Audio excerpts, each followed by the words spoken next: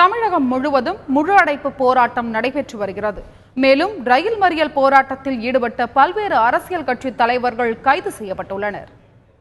வேலூர் காட்பாடி ரயில் நிலையத்தில் கர்நாடக அரசை கண்டித்து ரயில் மறியலில் ஈடுபட முயன்ற திமுக துணை பொதுச் செயலாளர் துரைமுருகன் உள்ளிட்ட 1000த்திற்கும் மேற்பட்ட திமுகவினர் கைது செய்யப்பட்டனர்.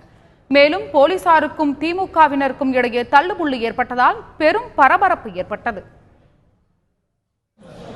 ஆக எங்களுடைய கோரிக்கையை ஏற்று எல்லா கடைகளும் தமிழ்நாட்டில் மூடப்பட்டிருக்கிறது.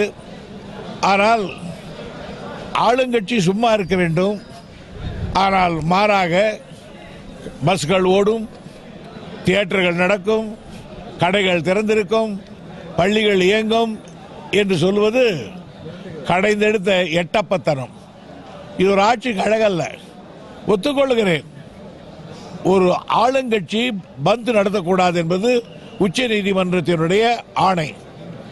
இருக்கட்டும், நீங்கள் பந்துக்கு வாருங்கள் என்று அதிமுக அழைக்க வேண்டாம், அல்லது ஜெயலலிதா அழைக்க வேண்டாம். செய்கிறவர்களை தடுக்காமல் இருக்க வேண்டாமா?